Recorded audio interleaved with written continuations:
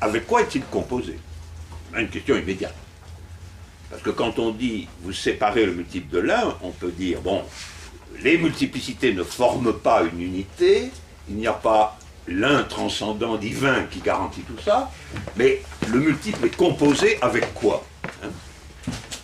Alors, la réponse, c'est que le multiple est lui-même toujours composé de multiples.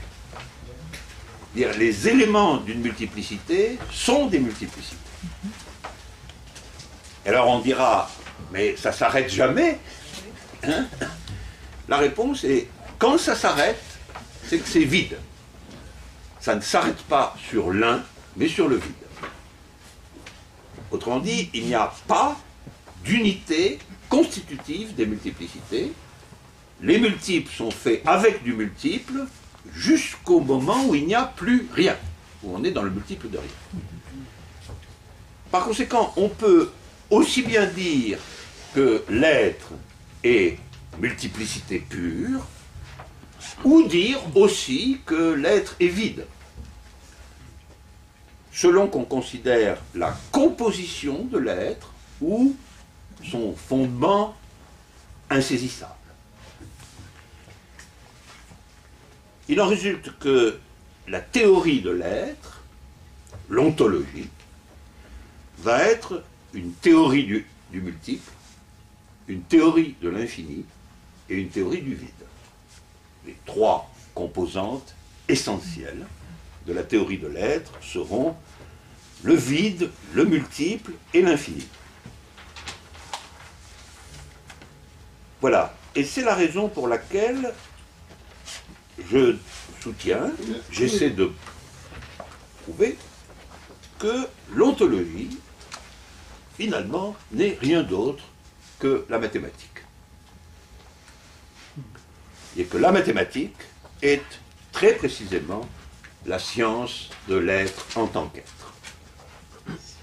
En tant que la mathématique, dans son essence, est justement théorie du vide ou du zéro, de la multiplicité ou des structures, et de l'infini, comme on le sait, infini différentiel ou infini actuel. Donc voilà pour la première idée. Elle demande beaucoup d'arguments et de travail, mais je crois vous dire à peu près clairement sa forme générale. La deuxième idée, c'est qu'il y a des vérités.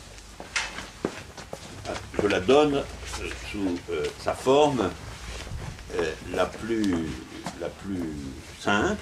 Il y a des vérités. Alors, et la deuxième partie de l'idée, il y a des vérités, et ces vérités ne sont pas déductibles de la structure de l'être lui-même.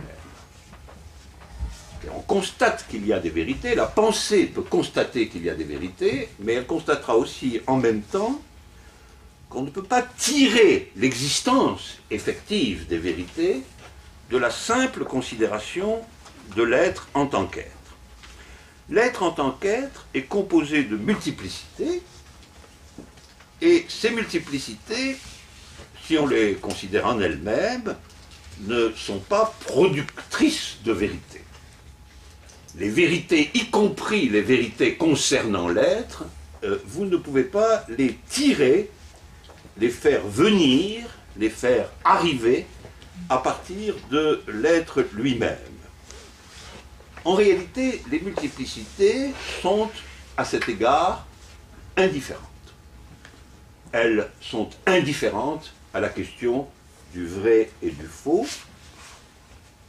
Et du reste, le vrai est composé de multiplicités, comme toute chose, mais le faux est lui aussi composé de multiplicités, comme toute chose. Je signale en passant que c'est une question, la question de l'être du faux. Comment se fait-il que le faux est un être?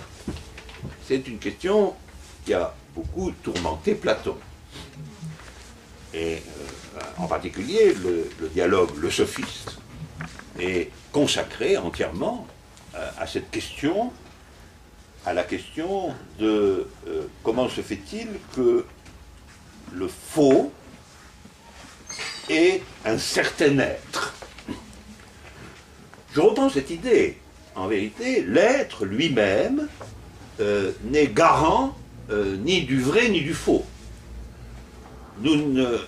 L'être lui-même, c'est la composition multiple des choses, et elle compose aussi bien les vérités que les mensonges, les erreurs ou les faussetés. De la même manière d'ailleurs que le bien, s'il existe, est une multiplicité, et que le mal, s'il existe, est aussi une multiplicité. Donc l'être, pour reprendre l'expression de Nietzsche, est certainement au-delà du bien et du mal, mais il est aussi au-delà du vrai et du faux. Il compose le vrai comme le faux, il compose le bien comme le mal, et c'est en ce sens que les vérités ne proviennent pas directement de la structure de l'être lui-même. L'être lui-même est indifférent à la question des vérités, et même la vérité de l'être, à savoir les mathématiques, ne sont pas un effet de l'être lui-même, comme on le sait. La mathématique n'est pas donnée dans l'expérience de l'être, elle est une création complexe, historique et singulière, qui s'est développée sous certaines conditions. Donc voilà, la deuxième idée, et donc il y a des vérités qui ne sont pas déductibles de la structure de l'être. Alors, d'où vient le « il y a des vérités » ? Qu'est-ce qui nous garantit qu'en effet il y a des vérités ? Eh bien,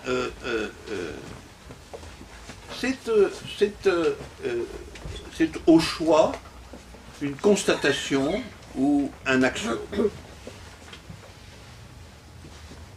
C'est-à-dire, on ne peut pas, il n'y a pas de démonstration du fait qu'il y a des vérités.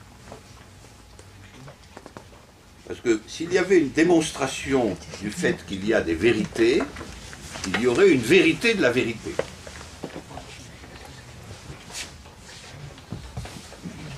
On va laisser les mouvements. On va laisser les mouvements multiples se faire. C'est un axiome, quoi. La dernière interruption, la dernière. Il y a des vérités, et on peut dire que c'est une constatation, on peut dire que c'est un axiome, mais il n'y a pas de vérité, il n'y a pas de démonstration du fait qu'il y a des vérités. Et ça, c'est un point très important, parce que le « il y a des vérités » doit être distingué du fait de l'énoncé « il y a la vérité ». Les vérités composent un multiple, comme toute chose. Donc il n'y a pas la vérité. Il n'y a pas la vérité. Vous voyez bien d'ailleurs que s'il y avait la vérité, on retournerait dans une ontologie de l'un, naturellement. Il y aurait la vérité une, c'est-à-dire en fait un autre nom de Dieu. Hein. La vérité une, la vérité en tant qu'une, c'est évidemment théologique. Donc s'il n'y a pas de retour à l'un, nous ne pouvons pas dire il y a la vérité.